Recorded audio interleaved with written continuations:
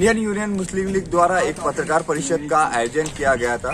ये पत्रकार परिषद इसलिए आयोजित की गई थी कि केंद्र में विराजमान बीजेपी की सरकार के प्रधानमंत्री नरेंद्र मोदी ने वर्ष 2020-21 के शिक्षण सत्र में उर्दू भाषा को बंद करने का निर्णय लिया है, जिसके चलते 2020 और 21 के सत्र में अब उर्दू भाषा की पढ़ाई नहीं कराई जाएंगी। आपको बता दें कि उर्दू भाषा एकमात्र ऐसी भाषा है जो हिंदुस्तान के प्रत्येक राज्य में बोली जाती है। ऐसा बिल्कुल भी नहीं है कि उर्दू भाषा के जानने या उर्दू भाषा को पढ़ने वाले विद्यार्थी नहीं है, या उर्दू भाषा को पढ़ने वाले विद्यार्थी अब तक शिक्षण प्राप्त करने के बाद में IPS, IAS या वरिष्ठ अधिकारी नहीं बने। लेकिन जिस प्रकार से केंद्र में विराजमान सरकार मोदी ने जो निर्णय लिया है, ये निर्णय एक बड़ा चौंकाने वाला तथ्य है। जहां उर्दू भाषा को तो बंद कर दिया गया है, लेकिन उसकी जगह पर 4 दूसरी भाषाएं जो हिंदुस्तान की ना हो के पराये प्रदेश विदेश की भाषा है, इन भाषाओं को जो जहां के हिंदुस्तान के नागरिक भी नहीं जानते, ऐसे भाषाओं को समाविष्ट किया जा रहा है। उर्दू भाषा किसी के पहचान की मोहताज नहीं है।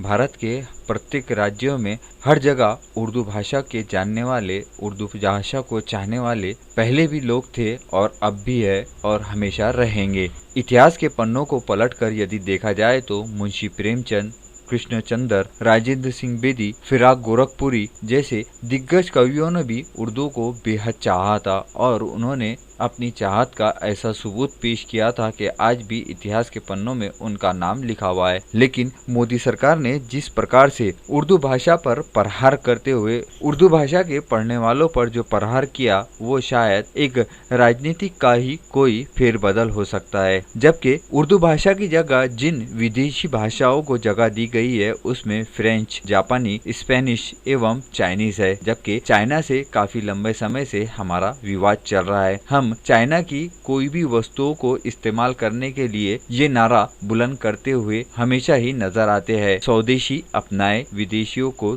दूर भगाए। तो फिर ये कहाँ का न्याय हो रहा? स्वदेशी भाषा जो मूल भारतवासियों की एक सदियों से चली आ रही है, ऐसी भाषा को बंद करके और उन भाषा के पढ़ने वालों पर ये अन्याय क्यों किया जा रहा है? इन सभी बातों को लेकर इंडियन यूनियन यूथ मुस्लिम लीग के डॉक्टर रहीम भारती, अब्दुल रफीक, इमरान अशरफी, शेख असरार आलम, कामरान अंसारी, नासिर सोलंकी, फहीम अहमद, इरशाद पठान, सलमान ATS ने मिलकर पत्रकार परिषद में इन सभी मुद्दों पर खुलासा किया। आर्टिकल 14 प्रत्येक भारतीय नागरिकों को बराबरी का हक देता है। फिर मातृभाषा को बंद करके किसी विदेशी भाषाओं का समावेश करना अचंभित करने वाला निर्णय है कि नहीं, ये आप खुद भी समझ सकते हैं। इन सभी के बीच में डॉक्टर रहीम भारती से उर्दू विषय के संदर्भ में आइए चर्चा करते हैं कि किस प्रकार से मोदी सरकार उर्दू भाषा के आड़ में मुस्लिम समुदाय के ऊपर में ये नया पैतरा क्या लाकर थोपना चाहती है।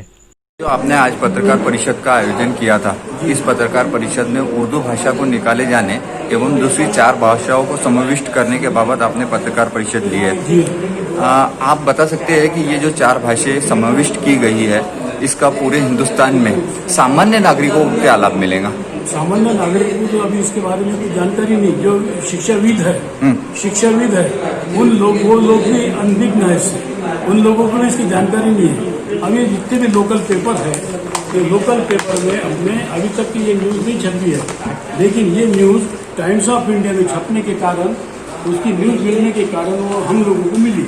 तो मिलने के बाद में जब हमने उसको अभ्यास किया, उस पर से मालूमात जो निकाले केंद्र सरकार की, उस पर से मालूम पड़ा कि ये कितनी सरकार कितनी दूसरी सरकार है। जिस प्रकार से आपने ये जो एविडेंस दिखाया है द टाइम्स ऑफ इंडिया का, उसी प्रकार से जैसा महाराष्ट्र राज्य सहित संपूर्ण हिंदुस्तान के जितने भी राज्य है, उस राज्य में शिक्षण प्रणाली जिसके हाथ में होती है, उन्होंने इस बाबत संपूर्ण राज्यों को कोई अधिकृत पत्र भी नहीं दिया। नहीं, संबंधित राज्य सरकार को इस विषय में उन्होंने इसलिए पत्र दिया है कि ये केंद्र सरकार का पुरस्कृत करने विभाग है और केंद्र सरकार का डिसीजन है। अब ये जो अमल में लाने के बाद में फिर उसका जो सर्कुलेशन होगा, क्योंकि VC ने जो कहा है हनुमान सिंह शर्मा जी ने, तो उसके बाद में ये इन लोगों को उसका मालूमात दी जाएगी।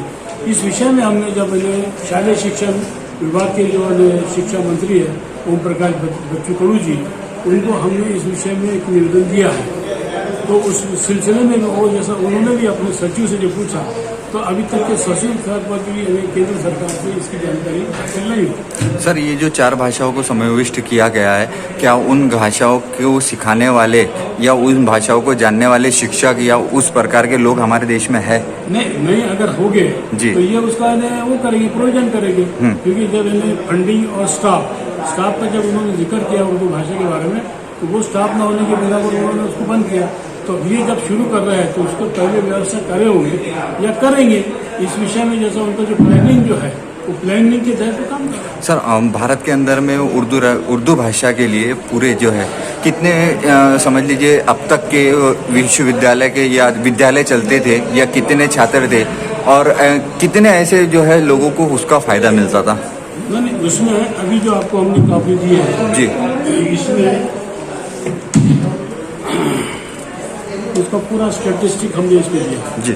नहीं, मैं आपके सामने कैमरे से इसलिए पूछना चाहता हूँ कि जनता भी इस बात से अवगत हो कि उर्दू भाषा कितने सालों से भारत के अंदर में चल रही है और उसका एक समझ लीजिए मुस्लिम तबके के अलावा कई लोगों ने भी उर्दू भाषा में PhD किए हुए हैं।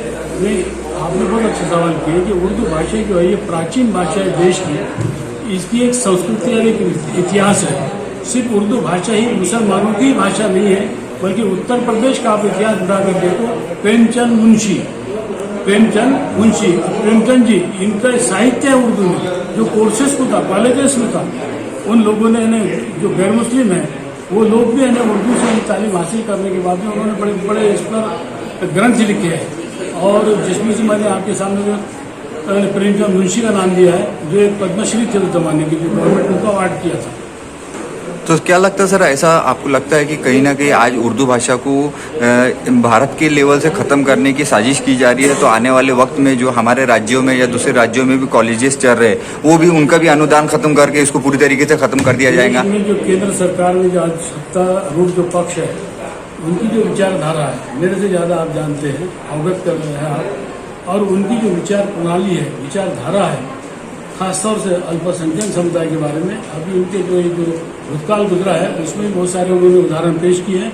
इस तरीके से जो RSS का जो एजेंडा है और हिंदुत्व की तरफ जो बढ़ने का जो उनका एजेंडा है, उसको धीरे धीरे लागू करना और उर्दू भाषिक और अल्पसंख्यक समुदाय का जो एक इतिहास है, जो एक उनकी एक पारंपरिक जैसे यहाँ पर पहचान है, इंटीग्रिटी है, उसको धीरे धीरे नष्ट करने का उनका प्लानिंग है, वो उसके तरफ अग्रसर है।